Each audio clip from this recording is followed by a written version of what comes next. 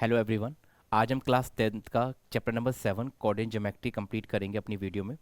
आप coordinate geometry आप देख रहे हैं कि कोऑर्डिनेट ज्योमेट्री इस चैप्टर का नाम है।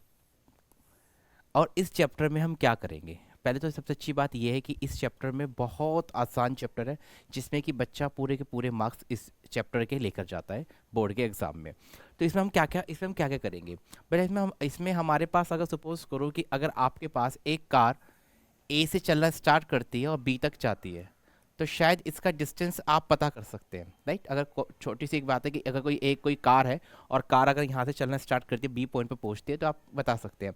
अगर मैं यही काम मैं कोऑर्डिनेट में चेंज कर दूँ, अगर मैं यही बात अभी एक अगर आपने फिजिक्स साइंस वगैरह में आपने पढ़ा होता है कि आप एक डिजिट से आप निकाल सकते हैं, लेकिन अगर मैं इसी को यहाँ पर अगर मैं कोऑर्डिनेट्स में चेंज कर दूँ, अगर इसको x1 और y1 और इसको x2 और y2, तो अगर मैं इसके बीच का डिस्टेंस पूछता हूँ तो अब क्या होगा। तो इसीलिए इस बीच का डिस्टेंस जब कोऑर्डिनेट्स आ जाते हैं और कोऑर्डिनेट्स के बीच कोऑर्डिनेट्स अगर इसके ए और बी के कोऑर्डिनेट्स अगर गिवन होते हैं और अगर आपको ए से लेके बी तक का डिस्टेंस पता करना है, तो यह आपके लिए चैप्टर इसके लिए आसान करेगा कोऑर्डिनेट ज्योमेट्री। इसीलिए सबसे पहले इसमें डिस्टेंस फॉर्मूला पढ़ेंगे, फिर सेक्शन फॉर्मूला पढ़ेंगे।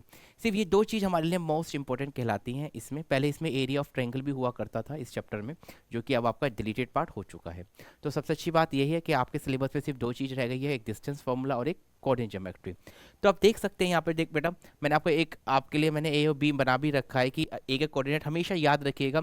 चाहे आपको कोई भी गिवन, इसमें ए और बी के कोई भी कोऑर्डिनेट गिवन हो सकते हैं आपके इसमें। तो मेन बात है कोऑर्डिनेट आपको समझ में आ ही गया है। तो ए ये है, अगर मैं डिस्टेंस पता लगाऊं कि ए बी का डिस्टेंस कितना है ए से लेकर बी तक का, तो square root x2 minus x1 का whole square plus y2 minus y1 का whole square. This is a formula of distance formula. इसको आप डिस्टेंस फॉर्मूले के नाम से जाना जाता है। ये जो कोऑर्डिनेट ज्योमेट्री में ही इसका डिस्टेंस फॉर्मूले के नाम से जाना जाता है। तो मेन बात आपने पता कर लिया है कि ए से लेकर अगर बी तक कोई भी पॉइंट जाता है, अगर ए से लेकर बी तक, तो उसको आप ए और बी के डिस्टेंस पता करना है, तो आपके लिए डिस्टेंस फॉर्मूला आपके लिए आ गया। फॉर एग्जांपल कि अगर मैं ए का कोऑर्डिनेट अगर आपको 2,3 दे दूं और इसका 1,2 दे दूं, तो ध्यान रखिएगा बेटा, इसका जैसे मैंने आपका नाम यहाँ पे लेट करा है, ए का कोऑर्डिनेट हमेशा आपका x1 और y1 ही होगा, और आपका बी का कोऑर्डिनेट आपका x2 y2 ही होगा। ये क्लियर है। तो आप देखो वैल्यू पुट करो बेटा, यहाँ पर आप लोग वैल्यू पुट करेंगे तो x2 बेटा, x2 कितना है, तो 1 माइनस 2 का होल स्क्वायर और प्लस 2 माइनस 3 का होल स्क्वायर। फिर बेटा यहाँ पे क्या होगा, 1 में से 2 जाएंगे, आपको पता है -1 का होल स्क्वायर। यहाँ पे बेटा कितना होगा आपका -1 का होल स्क्वायर। बेटा माइनस माइनस आपको पता है जब स्क्वायर रूट होता है तो माइनस को प्लस कर सकता है, तो याद रखिएगा। तो यहाँ पे बनेगा आपका 1 + 1, तो ये आपका हो गया √2। तो this is your final answer. आपको इस तरीके से आपको क्वेश्चंस मिलेंगे। बहुत आसान आसान क्वेश्चंस होंगे, इसमें कोई डिफिकल्ट टास्क नहीं है इस चैप्टर में। मुझे नहीं लगता कि इस वाले चैप्टर में आपको कुछ भी हार्ड लगने वाला है। तो मेन बात है आप लोगों का डिस्टेंस, इसमें सबसे पहले डिस्टेंस फॉर्मूला, जो कि आपकी फर्स्ट एक्सरसाइज, आप प्लीज स्क्रीनशॉट ले सकते हैं इसका आप लोग। इसके बाद आपका डिस्टेंस फॉर्मूला की जो फर्स्ट एक्सरसाइज आपकी एनसीईआरटी में आ रही है, वो पूरी की पूरी डिस्टेंस फॉर्मूले, आपका डिस्टेंस फॉर्मूले के नाम से जानी जा रही है। एक्सरसाइज 7.1, तो 7.1 मैं एक बार ओपन कर देता हूँ, ये रहा 7.1। This is 7.1। तो ये वाली जो एक्सरसाइज है आपकी पूरी की पूरी, अभी क्वेश्चन जब हम करेंगे नेक्स्ट वीडियो में, तो आपको क्वेश्चन उसमें कंप्लीट करेंगे। पहले इसमें इंट्रोडक्शन पार्ट जरूर कंप्लीट कर, क्योंकि मुझे ऐसा लगता है कि सबसे पहले किसी भी चैप्टर को करने से पहले उसका इंट्रोडक्शन पार्ट जरूर होना चाहिए। इंट्रोडक्शन पार्ट ही बहुत ज़्यादा कंपलसरी पार्ट होता है उसका। तो मेन बात ये है, इसमें आपको नया शब्द मिलता है आपको कोलिनियर। तो याद रखिएगा कोलिनियर, एक तो कोलिनियर की बात भी करेंगे, अभी रुकिए, अभी कोलिनियर में अभी एक साथ नहीं समझाऊंगा। अभी आता है आपका सेक्शन फॉर्मूला। बेटा सेक्शन फॉर्मूला सबसे आसान क्वेश्चन, आसान, ये सेक्शन फॉर्मूला। तो अभी हम यहाँ की बात भी कर लेते हैं इसकी।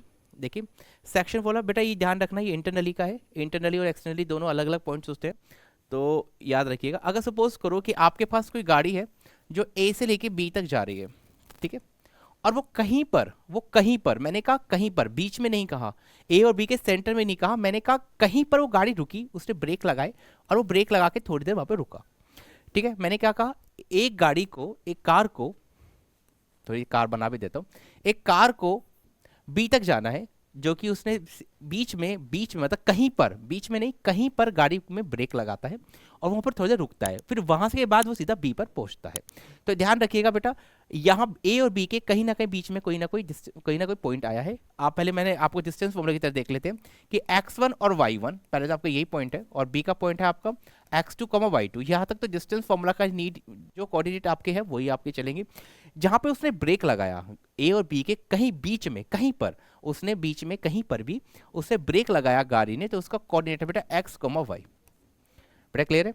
ये तो क्लियर है। अब इसी की वजह से हमें कहीं रेशियो भी लेने होते हैं। अब देखिए कि इसका डिस्टेंस और इसका डिस्टेंस कितना होगा, तो हम लेट करते हैं कि इसका रेशियो यहां से लेके यहां तक का जो रेशियो होगा वो m होगा, और यहां से लेके यहां तक का जो रेशियो होगा वो n होगा।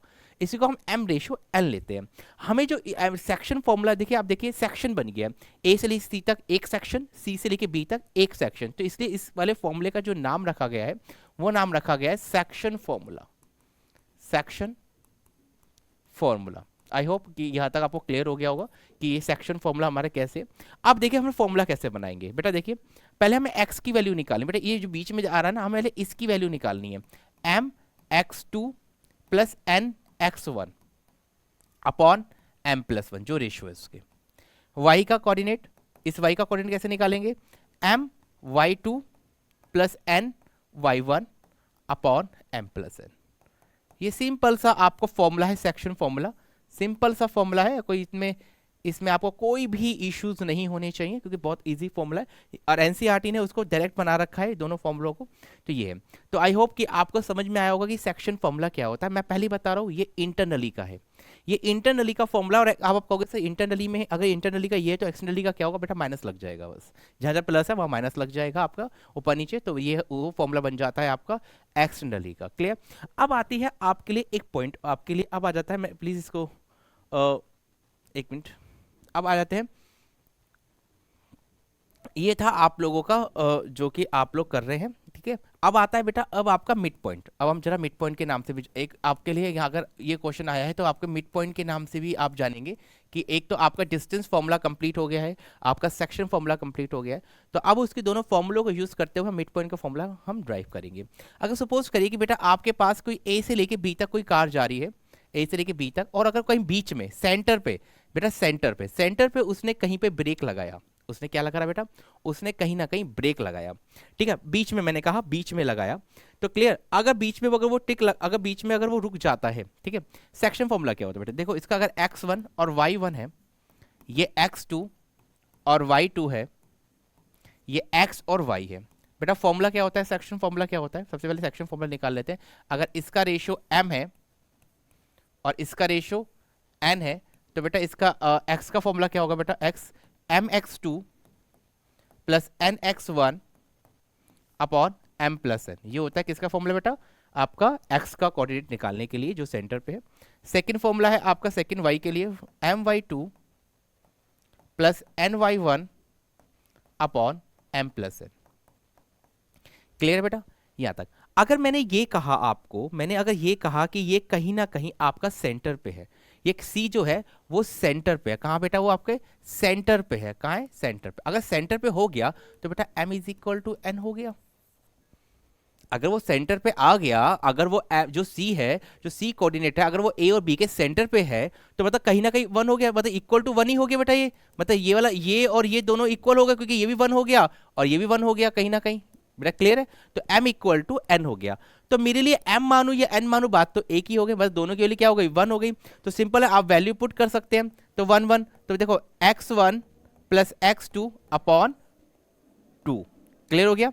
यही आपका किसका फॉर्मूला होता है बेटा, मिड पॉइंट का फॉर्मूला होता है। तो मतलब देखिए y1 प्लस y2 अपॉन 2, क्योंकि यहां पर आपकी ये दोनों की वैल्यू आप 1 पुट कर सकते हैं, रेशो 1 रेशो, यहाँ पे तो 1 रेशो 1 ही हो गया ना बेटा, यहाँ पे तो 1 रेशो 1 ही हो गया, तो सिंपल सी बात है कि m इक्वल टू n हो गया तो इक्वल टू 1, तो 1 रेशो 1 हो गया, तो मैंने यहाँ वैल्यू आपकी पुट कर दी। तो यही आपका क्या है बेटा, आपका यही आपका क्या होता है, mid point formula, mid point for formula हो गया ये। तो आपका ये मिड पॉइंट फॉर्मूला हो गया। आई होप कि आपका डिस्टेंस फॉर्मूला क्लियर हो गया, आपका सेक्शन फॉर्मूला क्लियर हो गया। अब आते हैं नेक्स्ट आपका सेंट्रोइड। आपका सेंट्रोइड भी आपका कहीं ना कहीं आपका सिलेबस में आ ही जाता है, कहीं ना कहीं क्वेश्चन सिलेबस में आ ही जाता है। सपोज करिए कि आपके पास एक ट्रायंगल है, ठीक है, आपके पास कोई एक ट्रायंगल है A B and C, clear है। अब मैंने कहा कि इसमें इस ट्रायंगल के अंदर कहीं ना कहीं 3 मीडियन आती हैं। क्या बेटा? मीडियन, याद रखिएगा मीडियन है, थोड़ी सी टेढ़ी होती है कहीं ना कहीं, इनके इसका नाम रख सकते हैं डी ई और एफ। बेटा जो इसके मिड पॉइंट, इसका जो वो पॉइंट आया ना बेटा, ये वाला पॉइंट, ये वाला पॉइंट, इसको सेंट्रोइड बोलते हैं। क्या बोलते हैं बेटा? इसको सेंट्रोइड बोलते हैं। तो ये इसका फॉर्मूला, सेंट्रोइड का फॉर्मूला हो जाता है बेटा आप लोगों का x1 plus x2 plus x3 upon 3। आपका इसका फॉर्मूला हो जाता है y1 plus y2 plus y3 upon 3। आप ये भी कह सकते हो सेंट्रोइड को कि मिड पॉइंट से एक कदम थोड़ा सा आगे होता है इसका सेंट्रोइड का, कि मिड पॉइंट का जहां फॉर्मूला होता है, मिड पॉइंट का फॉर्मूला आप देख सकते हैं कि मिड पॉइंट का फॉर्मूला होता है बेटा आप लोगों का x1 plus x1 plus x2 upon 2, और y का होता है y1 प्लस y2 अपॉन 2। और सेंट्रोइड का फॉर्मूला क्या होता है बेटा आपका? सेंट्रोइड का फॉर्मूला होता है x1 plus x2 plus x3 upon 3, और y के केस में y1 plus y2 plus y3 upon 3। I hope कि आपको इस चैप्टर में ये सब चीज़ें क्लियरिटी हो गई होगी। सबसे मेन जो मेजर इशू होता है इस चैप्टर का वो होता है आपका पॉइंट समझ में आ गया होगा कि आपको कोऑर्डिनेट ज्योमेट्री चैप्टर पढ़ने के लिए आपको आई थिंक सबसे पहले आपको डिस्टेंस फॉर्मूला और आपको सेक्शन फॉर्मूला पढ़ने की बहुत ज़रूरत है सबसे पहले, क्योंकि अगर वो दो फॉर्मूले आपको क्लियर है तो मुझे नहीं लगता है कि इस चैप्टर में आपके लिए कुछ भी नया है। क्लियर। कोलिनियर की बात करते हैं कि अगर कोलिनियर किसी भी, अगर सपोज करो आपको 3 चीजें दी गई हैं, राइट, 3 कोऑर्डिनेट गए, किसी भी 2 का सम तीसरे के इक्वल होना चाहिए, वो सिंपल एक कोलिनियर होता है। ठीक है, इसमें एक शब्द आता है, इसमें बार बार एक शब्द आपको मिलेगा, वो है इक्यू डिस्टेंस। क्या शब्द है बेटा? वो आपको इक्यू डिस्टेंस, वो आपको इस वाले चैप्टर में हमेशा ही मिलेगा। तो ध्यान रखना, इक्यू डिस्टेंस जो बना है वो आपका बना है इक्वल डिस्टेंस से। इक्वल डिस्टेंस मतलब कोई पॉइंट है, मतलब कोई पॉइंट होगा कहीं ना कहीं, आपका कोई पॉइंट है, सपोज करो कि यहाँ पे कोई पी पॉइंट है, ये 2 पॉइंट्स यहाँ पे ए और बी। तो याद रखिएगा, आप लोग हमेशा याद रखिएगा, इक्वल डिस्टेंस का मतलब है इक्वल डिस्टेंस। इक्वल डिस्टेंस ये याद हमेशा रखिएगा बेटा, प्लीज उसको मत भूलिएगा कि अगर ये ए बी मतलब P A equal to P B, P A equal to P B, तो ये है आप लोगों का डिस्टेंस फॉर्मूला। डिस्टेंस ए आपका P A equal to P B, ये क्लियर है आप लोगों का? क्लियर। तो ये होता है आपका इक्वल डिस्टेंस। इक्वल डिस्टेंस मतलब होता है इक्वल डिस्टेंस। क्लियर है। तो यहाँ तक आपकी बात कंप्लीट होती है। यही आपके चैप्टर का इंट्रोडक्शन पार्ट था। मेन फर्स्ट पार्ट था आपका डिस्टेंस फॉर्मूला, सेकंड था सेक्शन फॉर्मूला, थर्ड था आप लोगों का मिड पॉइंट, फोर्थ था आपका सेंट्रोइड, एंड फिफ्थ था कोलिनियर, एंड सिक्स था आप लोगों का इक्वल डिस्टेंस। इससे ज़्यादा इस चैप्टर में आपके सिलेबस में कुछ भी नहीं है। आपके सिलेबस सिर्फ यही है, और मैंने आपको सेक्शन फॉर्मूला में भी बता दिया, इंटरनली और एक्सटर्नली भी बता दिया है, तो वो भी इस चैप्टर में इंक्लूडेड है। ठीक है, चलिए बेटा, अब मिलते हैं हम नेक्स्ट वीडियो में। Thank you so much.